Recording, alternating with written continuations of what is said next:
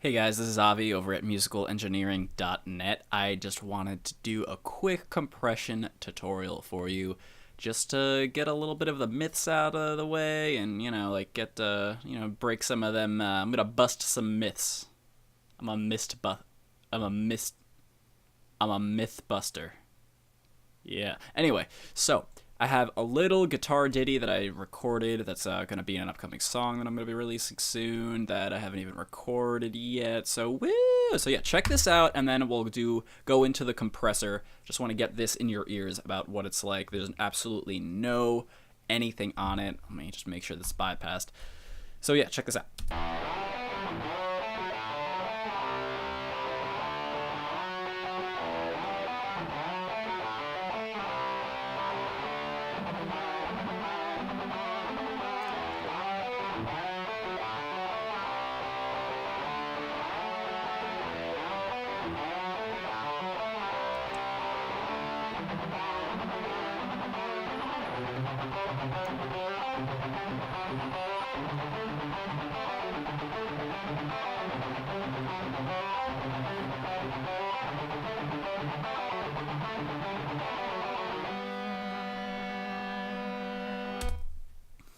Okay, that was my little guy, and now I'm just gonna show you around this classic platinum digital compressor. So first, let's enable that. Let's make sure that's not bypassed. I'm just gonna bring this top track here to the center and mute this right track so we can really hear what's going on with this. First, we're gonna look at the threshold. Now the threshold basically sets the number by which the signal is going to start being compressed. So in this case, it's set at -20. So when a signal reaches -20, that's when the compressor is going to start activating and start compressing the signal. With the ratio, this is how much the compressor is actually compressing. So at a 3.1 to 1 ratio, that means every time something hits -20, it's going to be compressed by 3.1 dB. So it's 3.1 dB to 1. Once we have these two set, that's when we start playing with our makeup gain. Makeup gain is adding back the gain that's being taken away from the signal being compressed. So if you're compressing 3 dB, which is around right there, you want to make up about 3 dB. And there are these options here for auto gain, set to 0, -12. I'd actually just turn this off because I like to set the gain myself. Now, the knee here is basically an algorithm that smooths out the compression that you're hearing. So without it, it's going to sound more drastic sounding, and with it, and closer to 1 over here, it's going to sound a little bit smoother of a compression. The attack is how many milliseconds the compressor waits before activating. So in this case, it's 10 milliseconds. That's a pretty fast attack time. So at 10 milliseconds after the signal hits -20 dBFS over here, that is when the compressor is going to activate. You can make this 0, which is short attack. You can make a middle attack, long attack. I like to do more hard pan things because you can just sit in here and just freaking go, yeah, 14.5 milliseconds. But 15 sounds so good. But I really liked 14 too. But I also really liked 15. Anyway, the release is basically for how long after the signal has passed, the compressor is still going to be active. So in this case, it's set to something like 61 milliseconds. Again, like the attack, it's good to just kind of go for short, long, middle. Or else you'll just be sitting here going like, ooh, 72 milliseconds sounds so good. Oh my god, but then when we do 64 milliseconds, that release is fantastic also. You know what I mean? So let's start this from the beginning and see how this sounds when we start dialing in a little bit of compression, okay?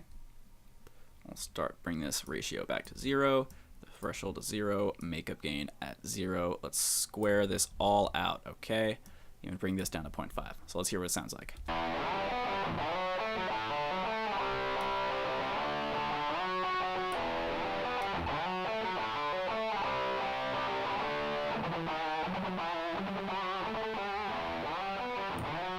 Notice how as I pull the threshold up, you can see how the meter here, you can see the actual meter, the actual dB, where it's peaking. And as I pull the threshold up or down, you can see as it gets closer to that metered number, you can see this gauge actually starting to move. So let me actually repeat this stuff right here. And we'll play around here. I'll show you some of the differences. So we have kind of a shortish attack right now. 0 makeup gain. So we have more or less 2 dB of reduction here. Let's bring the ratio up so you can really see a little bit more.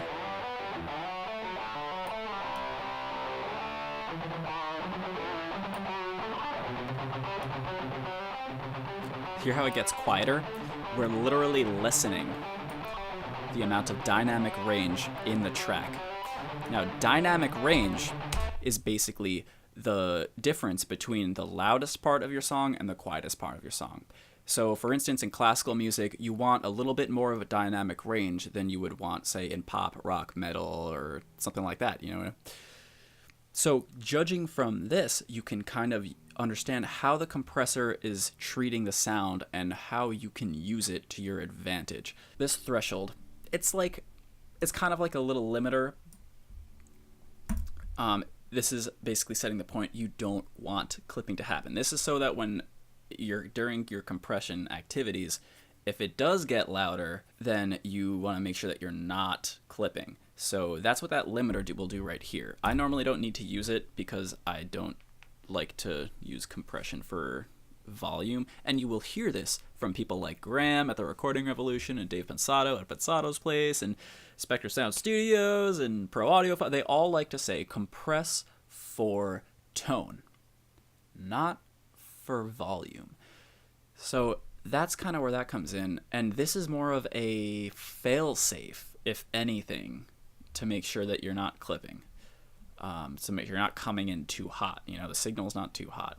This distortion basically adds a little bit of overdrive, a little bit of distortion to color the sound. This is, you know, when I just said compress for tone, that's what this knob is going to do. This is going to help give you a slightly different tone coloration. Now, this mix knob, what this does is this dials in the amount of compression that you're using. So say you have your compressor set up with all these tracks, all these settings, and you say, you know what, I really like it, but I feel like it would be better half as good. Say you want to do something called parallel compression, which is when you have 2 of the same track, and this is an easy way to do it. You have one track, and you double it, and you have a compressor on it, but the other track you don't have a compressor on. The most popular way to do this is with drums. It's called the parallel drum trick. And what you want to do, a nice way of doing that is this little knob. If you set this to 50%, it's only outputting 50% of the compressed signal. The other 50% is the non-compressed signal. So you can do that parallel compression trick right here from the mix with a mix knob without having to have a whole other track in your DAW and eating up that processing and eating up all of that. So this is a huge time saver, processing saver, and that kind of stuff. Oh, I don't think I said anything about this little auto button right there. Who sees that little auto button? I see it.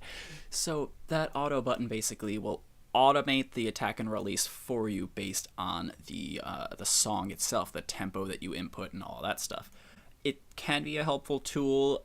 It really depends on what you're compressing. For instance, in drums, the transient is the stick hitting the drum head versus distorted guitar is not as transient heavy a sound. So in the case of a guitar, a lower attack time might be more beneficial because you want to have the sound more compressed, more uniform almost, whereas in a drum or even a piano or something like that, you don't want to take away that transient. And if you have a low attack time on something like drums, you're going to not hear the transient as well. And I'll have another video where that'll actually be explained. But let's play around a little bit more with the compressor and see what we can get this thing to start sounding like.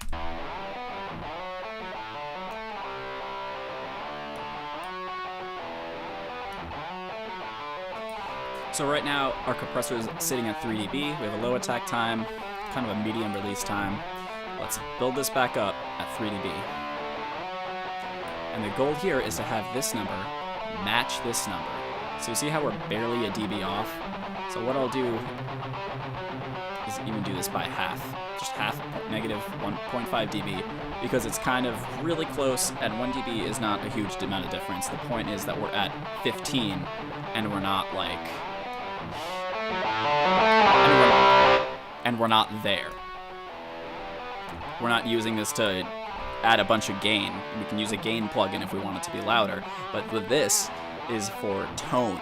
And to that effect, that is what these other circuits are going to do. These are basically emulations of specific kinds of compressors that are for specific things. For example, an FET compressor might be better for something like drums. It's a little bit more transparent. So that might be better for drums versus a VCA, which might be better for guitar or something like that. I personally don't know a whole lot about this stuff. So if you do, let me know. Let us know. Let the community know, because we're all in this together. So that's basically what this does. This input gain will let you increase the gain on the incoming signal. The output gain will let you decrease or increase the gain on the outcoming signal, and you can use that to get that balance in level. You want to make sure that your compressor is outputting this more or less the same level that you're inputting, so that you have that difference in tone, and so that way you actually have a more present instrument sound, because that's what compression does. It gives you that presence. And part of that presence necessarily isn't loudness. Now, another big thing that compressors are used for, say on a bass guitar, you would have, bass guitars tend to have a lot of big dynamic range. At least the ones I record, for whatever reason. So what compressors are good for in that is for making sure that each bass pluck of the string is more or less the same level, so that it sounds really present and even in the mix, and not like it's coming in and out, you know. And if you can't get away from that, you can always automate it and use automation, but that's something else. We'll go over automation in a whole other episode. So yeah, thank you guys.